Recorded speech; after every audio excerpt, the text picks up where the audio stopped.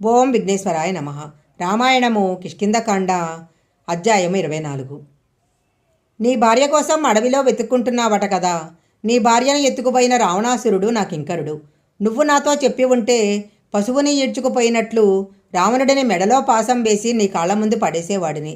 అలాంటిది నాకు చెప్పకుండా నన్నే గెలవలేని సుగ్రీవుడిను ఆశ్రయించి నువ్వు సీతను ఎలా తెచ్చుకోగలవు? సుగ్రీవుడి కోసం నన్ను చంపావు. ఇది కిరాయి హత్య కాదా? నువ్వు ఈ పని చేయవచ్చా అని రాముడిని ప్రశ్నించి ఇక మాట్లాడటానికి ఓపిక లేక అలా ఉండిపోయాడు.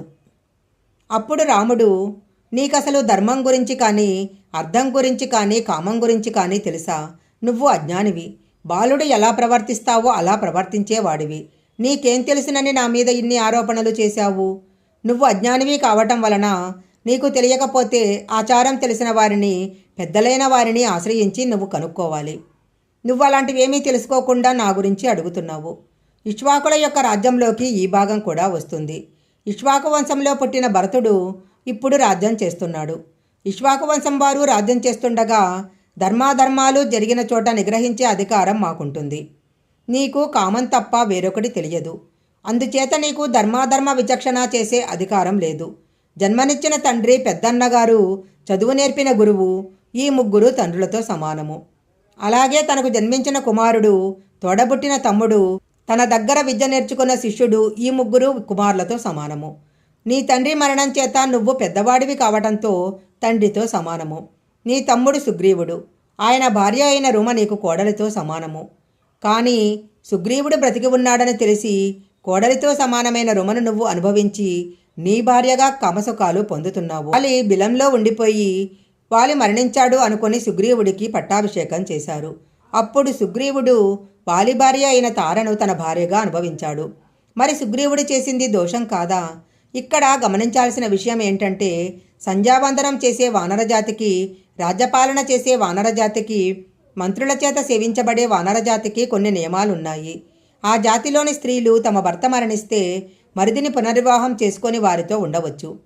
ఆనాడు వాలి చనిపోయినాడనుకొని తార సుగ్రీవుడిని వివాహమాడింది. కనుక సుగ్రీవుడు ఆనాడు తారతో ఉండటం ధర్మం తప్పటం కాదు. కానీ సుగ్రీవుడు బ్రతికే ఉన్నాడని తెలిసి కూడా ఆయన భార్యతో కామసుఖాలు అనుభవించటం వాలి యొక్క దోషము. ఈ నియమం కేవలం పైన చెప్పిన వానరజాతికి మాత్రమే, మనుషులకు కాదు. అలాగే వాలికి 2 శక్తులున్నాయి. ఒకటి, ఇంద్రుడు ఇచ్చిన మాలను మెడలో వేసుకుంటే వాలి అపారమైన ఉత్సాహంతో ఉంటాడు.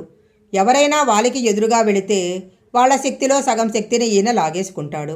ఇది బ్రహ్మగారు వాలికిచ్చిన వరము. అలాగే వాలికి రావణాసురుడికి స్నేహం ఉంది. వాళ్ళిద్దరూ ఒక ఒప్పందం కుదుర్చుకున్నారు. దాని ప్రకారము వాలి అనుభవించే స్త్రీని రావణుడు అనుభవించవచ్చు. వాలికి శత్రువు, రావణుడికి శత్రువే. ఇలా కొన్ని విషయాలలో ఒప్పందం కుదుర్చుకున్నారు. అందుచేత ఒక మామగారు కోడలితో కామభోగాన్ని అనుభవిస్తే ఎంత దోషమో అంత దోషం నువ్వు చేశావు. ధర్మశాస్త్రంలో దీనికి మరణశిక్ష తప్ప వేరొక శిక్ష లేదు. అందుకని నిన్ను చంపవలసి వచ్చింది. నువ్వు ప్రభువువి, మంత్రుల చేత సేవింపబడుతున్న వాడివి, సంధ్యావందనం చేస్తున్న వాడివి. నువ్వు ధర్మం తప్పితే నీ వెనుక ఉన్నవారు కూడా ధర్మం తప్పుతారు. నేను క్షత్రియుడను కాబట్టి నిన్ను శిక్షించవలసిన అవసరం నాకుంది. ఇది తప్పు అని తెలిసి కూడా నేను నిన్ను శిక్షించకపోతే నువ్వు చేసిన పాపం నాకు వస్తుంది. ఈ పాపం అవతలవాడు చేశాడని ప్రభువైన వాడికి తెలిసి వాడిని శిక్షిస్తే వాడి పాపం పోతుంది. కానీ ప్రభువు అలా శిక్షించకపోతే ఆ పాపం రాజుకు వెళ్తుంది. అందుకే మా వంశంలో ఇంతకు పూర్వము మాందాత అనే రాజు ఒక శ్రమణకుడికి ఇలాంటి దోషం చేస్తే శిక్ష వేశాడు. ఇక నాతో ఎందుకు స్నేహం చేయలేదు? నాతో స్నేహం చేసి ఉంటే సీతమ్మను తీసుకువచ్చేవాడిని అన్నావు కదా. నీలాంటి అధర్మాత్ముడితో నేను స్నేహం చెయ్యను. నన్ను చెట్టుచాటు నుండి చంపావు. వేరొకరితో యుద్ధం చేస్తుంటే కొట్టావు. ఇది దోషం కాదా అని నన్ను అడిగావు. దానికి సమాధానం చెబుతాను విను. తప్పు చేసిన వాడిని రాజు శిక్షిస్తే వాడి పాపం ఇక్కడితో పోతుంది. నేను నిన్ను చంపటం వల్ల నువ్వు ఏ పాపమూ లేని స్థితికి వచ్చావు. నీ పాపం ఇక్కడితో పోయింది. అందుకని నువ్వు ఉత్తమలోకాలకు వెళ్ళిపోతావు. నేను మానవుడను, నువ్వు వానరానివి. నేను మనిషిని, నువ్వు జంతువువి. క్షత్రియుడు మాంసం తినేవాడు, ధర్మాన్ని నిలబెట్టవలసిన వాడు ఒక మృగాన్ని కొట్టవలసి వస్తే తాను చెట్టుచాటు నుంచి కొట్టవచ్చు, వల వేసి పట్టుకోవచ్చు, పాసం వేసి పట్టుకోవచ్చు.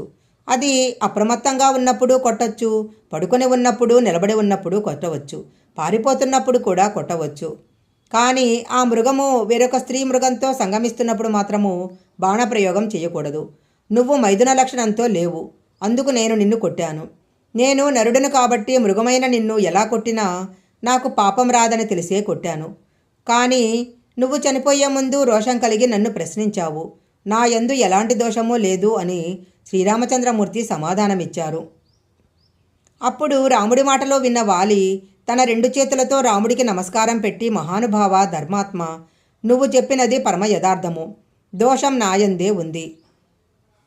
నువ్వు ధర్మాధర్మ విచక్షణ చేత, నీకు ఉన్న జ్ఞానం చేత పూర్వాపరాలను బాగా పరిశీలించి ఏమి చెయ్యాలో నిర్ణయించుకున్న దానిని అమలు చేసిన దాని మీద స్థిరంగా నిలబడగల వ్యక్తిత్వం ఉన్నవాడివి. అలాంటి నిన్ను చూసి పొంగిపోతున్నాను.